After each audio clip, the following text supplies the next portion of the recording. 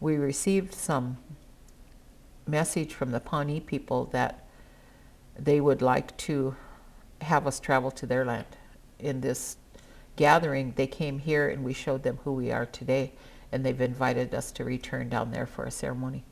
And this is really historic because the history book, the only things in the movie Dances with Wolves, they portrayed the Pawnee in that old way of killing. And so even some of our relatives still have those stories. And we have Pawnee relatives buried here. But when we were in warfare with them back in the old days, one of the significant things that the tribes would do, when your enemy fought bravely and well, you honored them and you took care of them and you buried them. So we have a Pawnee great burial area around here, as they probably do of our people. So the spirits in the spirit world can rest well as we make peace again and continue to honor the treaty. And we all know that the American government has the inability to honor treaties, and we challenge our tribal relative, President Obama, since he was adopted as a Hunka relative and son of the Crow Nation, the Great Crow Nation. And we are told as we grow up that when you make a Hunka relative, when you make a relative, that relationship is sacred and important. And it almost takes more time than a biological relationship because you're making up for lost time. When you make that relationship, you weren't there the previous years of that relative, so you got to hurry up and make up time. And so we knew that there was purpose in making relatives, and it wasn't to use people, it was to respect. And so I send this message to President Obama as a tribal relative that you are a member of our tribal nations, and we ask that you change history. You already have changed history. We used to have great white fathers, and now we have a great black father, and we appreciate your role in changing that history, and we continue to walk together in protecting our land, because our land is also your land in the way we call this continent Turtle Island. And that water, the lifeblood of our people, needs to be protected, because I would, my unborn grandchildren 100 years from now, and like the Japanese people say, it's important for us to be a good ancestor. And so I'm going to try my best to be a good ancestor, and that's why we're doing this. I would like to have discussion about the treaty councils. The way that we see the land, we had this period of time where we were confined to certain land areas, so this is the visual of the reservation. When you look at the treaty, it's a larger land area that was diminished because of the inability of the government to keep their word. An example being the Black Hills. They promised not to trespass, but they did. But we still consider that treaty land. And then you look at the larger land area of Aboriginal territory. Now this Aboriginal territory is protected by federal law. My uncle Vine Deloria Jr. talked about the power of a federal law standing with the treaty. And one of those laws is NAGPRA, which was the legislation on that, the research, the advocacy was done by an awesome Pawnee person named Walter Eckerhawk, and he was here.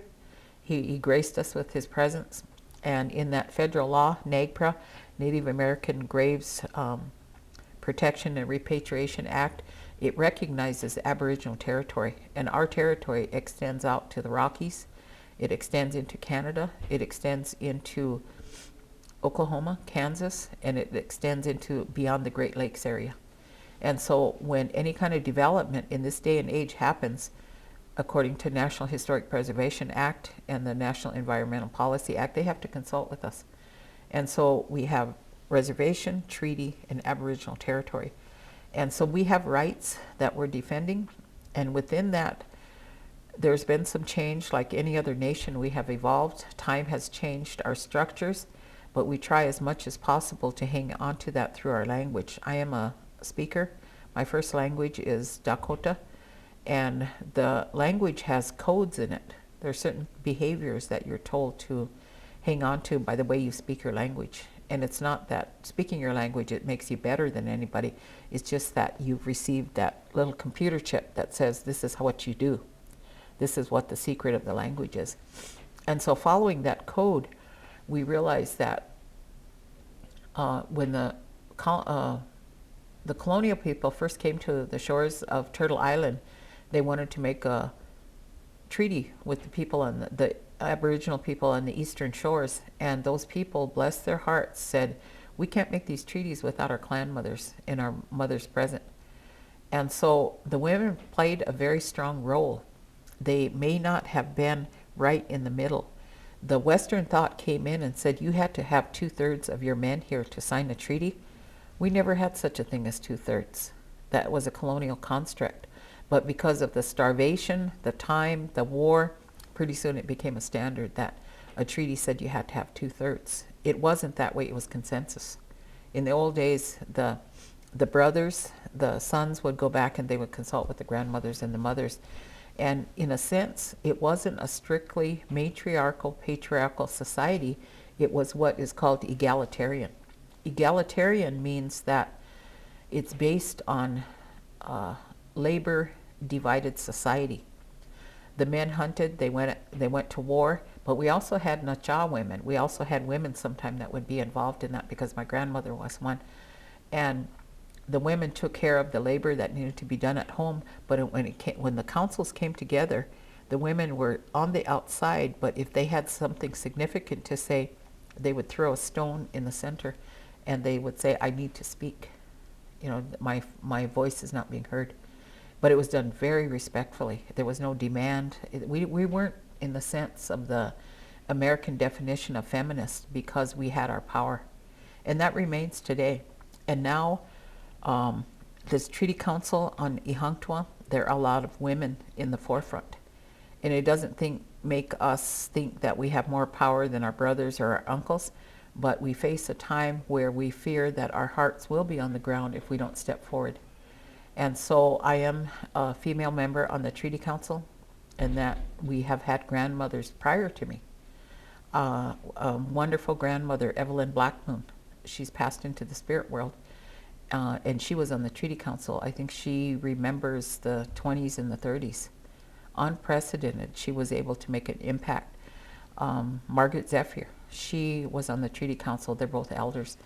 And so it was a great privilege for me to step into that role. So there have been strong women before me. But regardless, we are in a period of time where there's evolution, and we have returned to being an egalitarian society, that we have a role. So I want to appreciate all members of the Ihanktonwan that were able to come together, and in a traditional sense, as far as many of those niches being covered. And it was one of the greatest Grand Council that I have had privilege to experience in my lifetime, and I'm thankful for that. At my age of 64, I have learned to listen to connections in the universe. When you're growing up, you're young, we call it in our language nagik sapa, or spirit smart, but you have that little twinge in your tummy, like maybe you're a teenager and your mother or your father says, don't go there, and you think, ooh, maybe I should listen. And then you go anyway, and you're taught that you shouldn't have gone. That's that intuition or that sixth sense. So when I was younger, I could get those feelings, but I didn't always pay attention. And now that I'm older, if I get that feeling, I pay attention, because there's a connection in the universe that I need to listen to. That has repeated itself over and over. One of the things that I now know is that my grandfather used to talk about this great-grandfather called Padani Kokipeshni. His name was Not Afraid of the Pawnee. And he talked about the battles that he was involved in with the Pawnee. And I remember getting that Nahik Sapa when I was a little girl. My father telling me, he said, you know, early in the morning when your grandpa would get up, he would sing that war cry, that battle song about Padani Kokipeshni that fought the Pawnee. And he fought for our people. And he would dance around the stove in the morning when it was cold, the wood stove. And he said, you know, he said, one day, he said, that name will come out again. And he said, I want my grandson. So my son has the name Padani Kokipeshni, or Not Afraid of the Enemy. For short, we call him Kip. But he said, someday you're going to come across the Pawnee. And I had that feeling. And so when that dream came, we truly did. we're not afraid of the Pawnee. And so my son was able to live out that prophecy, and that's the name that he carries, is not afraid of the Pawnee. And so it was so significant to our family to have fulfilled that prophecy, that we would once again be able to fulfill that role. The other thing is that I think that in the role of returning to honoring the children, I was so pleased that our children were present at this gathering. The Marty Indian School allowed their tribal government class, and what they were able to witness is sovereign nations talking to each other. You can't get that in the classroom. And they, upon leaving, wrote up a little evaluation of what they thought about the gathering. And their evaluation was so profound, and it addressed the fact of internalized oppression. They said, we want to listen to our leaders, but we don't want them to fight with each other. We want to be in a safe place. And so they have detected, and we all know about internalized oppression, when an individual or a nation is hurt and the hurt leaves the entity that created the hurt remains. And we call those post-conflict societies. America was a post-conflict society because when the Euro-Americans came and the other immigrant populations, they had been persecuted in Europe and other places. The wound didn't heal. And when they came here, they were still bleeding. Their psyche was still bleeding. Their spirits were not mended. And they did the very same thing to us. And so when we were injured through the warfare, the oppression, the violence, we became a post-conflict society. And we still are. It's happening in foreign countries as we speak. When America leaves, the war doesn't end. The sides have been drawn in the sand, and they remain that way for generations. And so the children were noticing that is, why are we turning on each other in our community? And I think one of the people who was able to put that into words in South America was Paolo Freire, when he talked about the pedagogy of oppression. And it continues to play itself out. But what it is unresolved trauma. And so I think the larger picture of what happened here was we addressed oppression. We addressed internalized oppression within ourselves, because we cried with the ranchers, and some of them homesteaded. They took our land. They killed our people as we killed some of theirs, and we were able to do a healing. We healed with the Pawnee, continued to revisit that affirmation of that peace treaty. There were probably people here that don't usually talk to each other.